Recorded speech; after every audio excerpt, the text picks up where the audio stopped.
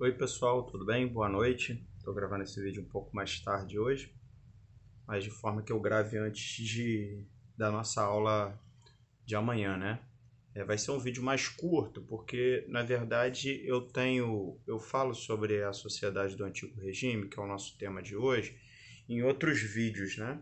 Mas não são vídeos necessariamente presos a uma caracterização da sociedade do Antigo Regime, mas de modo geral argumentando, né, explicando o que seria a sociedade do Antigo Regime por dentro. Como eu digo, como assim por dentro? Calma aí, deixa eu só ajeitar a altura do vídeo e já volto. Perdão, a altura do enquadramento, é que estava muito aqui mais ou menos, então estava difícil para. Deixa eu ficar meio que olhando para cima. Então, mas voltando, vai ser um vídeo mais curto e eu vou tentar fazer uma caracterização conforme propõe o Aplix, né, a plataforma do Estado, que nesse momento a estratégia pedagógica definida pela Secretaria de Educação é a revisão, então a gente vai retomar essa questão do antigo regime. Mas retomando a explicação, no ano passado, eu tratei sobre a sociedade do antigo regime em vários momentos, mas por dentro de outros temas. Quando eu tratei, por exemplo, sobre as monarquias absolutistas e a formação dos estados modernos, eu fiz uma discussão sobre a sociedade do antigo regime, ponderando sobre as monarquias absolutistas como uma forma política de superação de determinados impasses que a sociedade do antigo regime enfrentada sobretudo ao final do século XIV, ao final do século XV e durante o século XVI. Então eu discuti a sociedade do antigo regime em diálogo, né, por dentro do tema, melhor dizendo, é, sobre as monarquias absolutistas e formação dos estados modernos. Como também retomei o tema quando eu tratei sobre Revolução Francesa.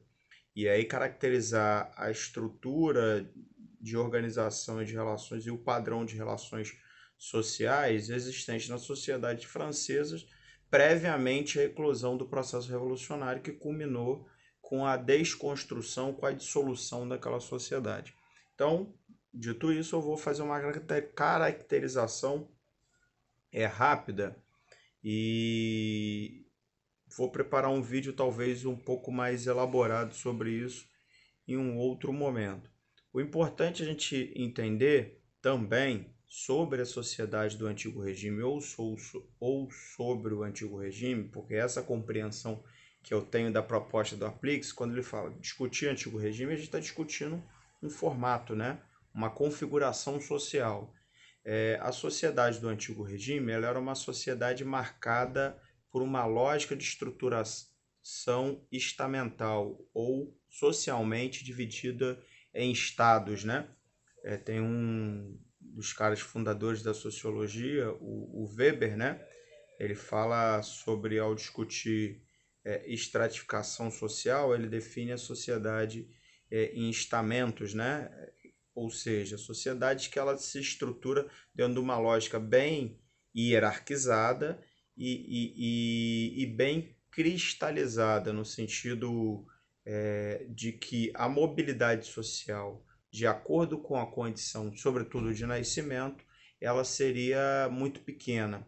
Ou seja, dizendo de uma outra maneira, a sua condição de nascimento, ou seja, o lugar, o meio social no qual você viesse nascer, definiria a sua condição social, o seu lugar social. Ou seja, se você nascesse numa família camponesa, você dificilmente se deslocaria da condição de camponês para uma outra condição social. Ou seja, as sociedades estamentais são sociedades marcadas pela pouca mobilidade, pela pouca transitoriedade entre esses estamentos.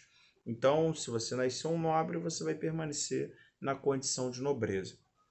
A sociedade do antigo regime, nesse sentido, ela é uma sociedade estamental, estruturada em estamento, em que no topo da hierarquia estava a nobreza, e a nobreza a gente pode dividi-la entre o clero da igreja, né?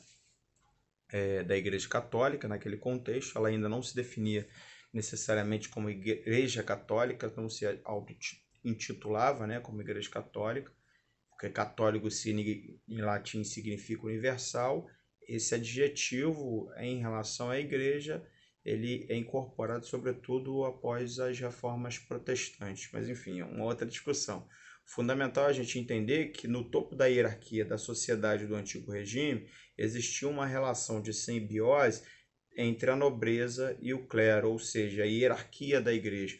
Por que eu estou não reproduzindo um modelo muito convencional que tem de uma sociedade pirâmide que o rei ele estava no topo da hierarquia, o clero abaixo, a nobreza, e depois abaixo estaria o povo, incluindo a burguesia e o campesinato, e tudo isso estaria na base da sociedade. Porque é importante a gente considerar que a sociedade do antigo regime ela era uma sociedade que existia os que rezavam, os que lutavam e os que trabalhavam. Mas dentro dessa lógica entre os que rezavam e os que lutavam, que compunham a nobreza e o clero, de um modo geral, a hierarquia da igreja era arregimentada no segmento, no grupo social da nobreza, né? Então, você não tinha na hierarquia da igreja a possibilidade, por exemplo, de um camponês se tornar um cardeal ou um membro da alta hierarquia da igreja. De modo geral, a alta hierarquia da igreja era composta por representantes da alta nobreza. Então, essa relação de complementariedade, de continuidade existia.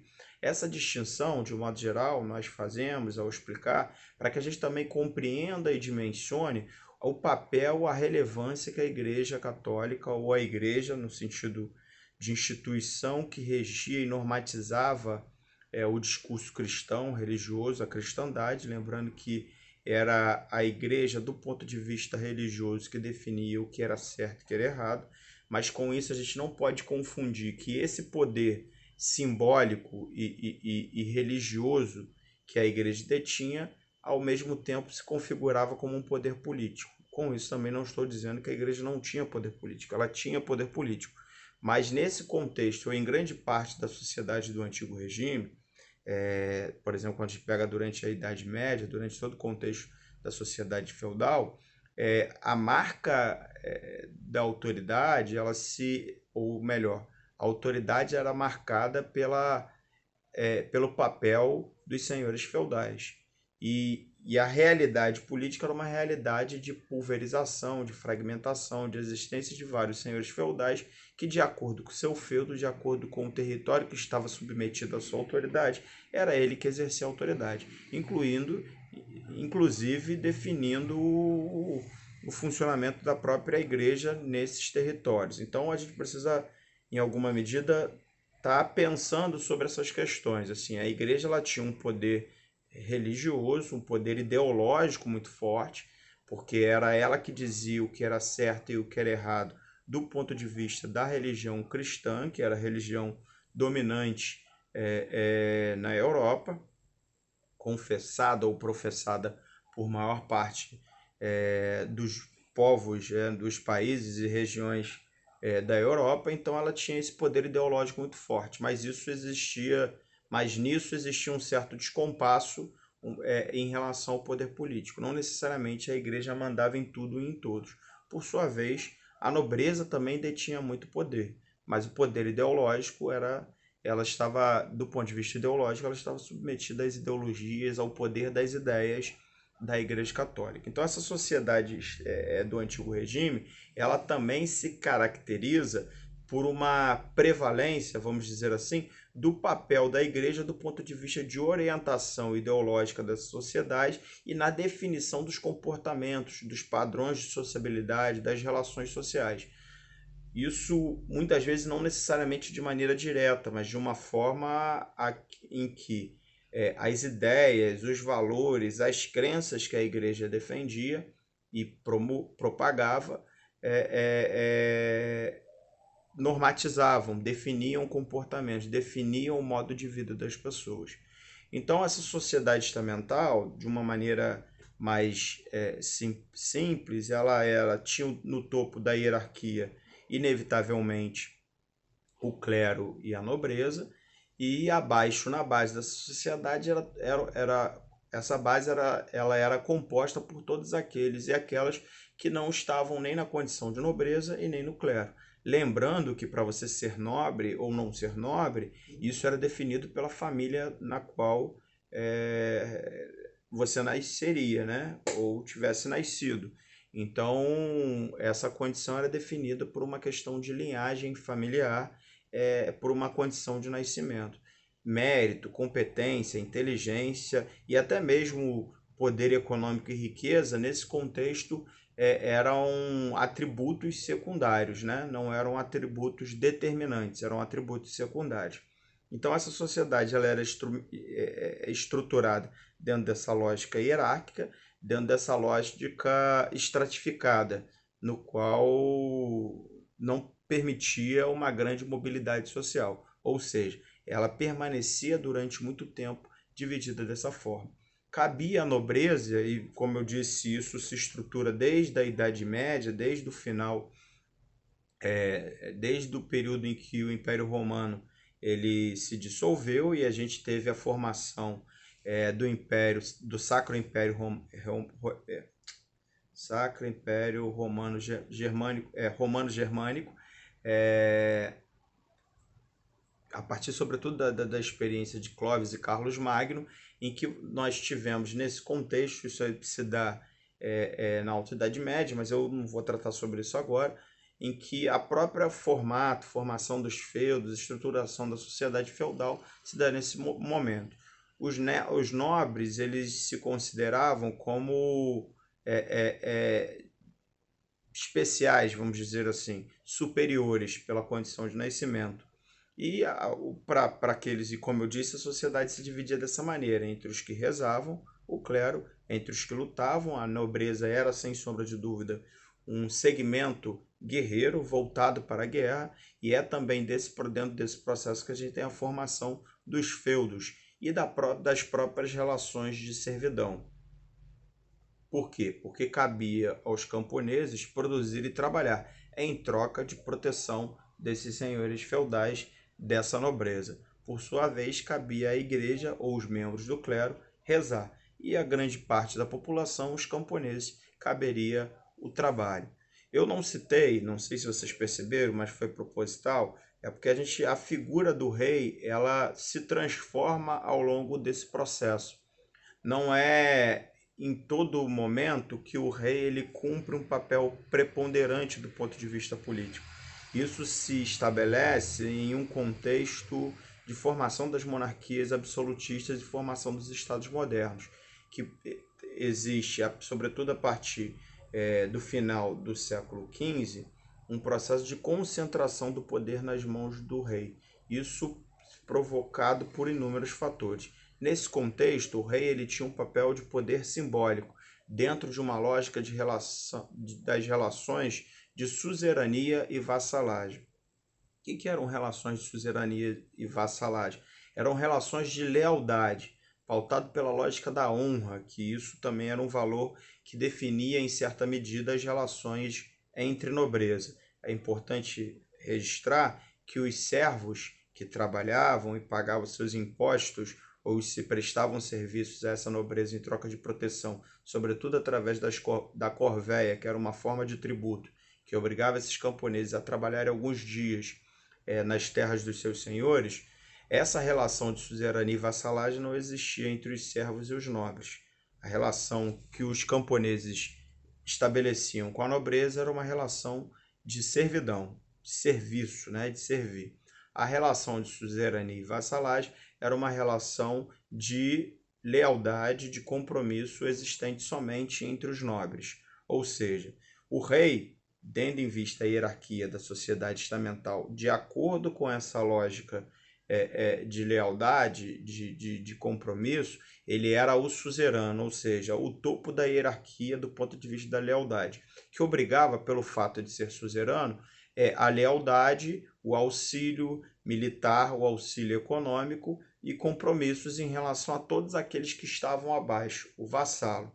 No interior dessa estrutura, outras relações de suzerania e vassalagem também ocorriam, ou seja, embora o rei, dentro dessa dinâmica de lealdade e compromisso, ele estivesse no topo da hierarquia, existiam gradações, ou seja, existia um gradiente de relações de suzerania e vassalagens no interior da nobreza, isso significando que nobres eram suzeranos e vassalos uns dos outros, né?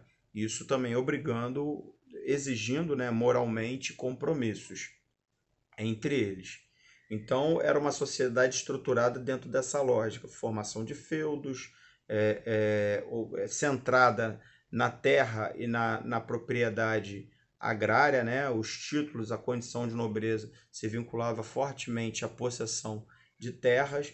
Era uma sociedade centrada no campo e centrada também na guerra, né? No poder em torno da guerra.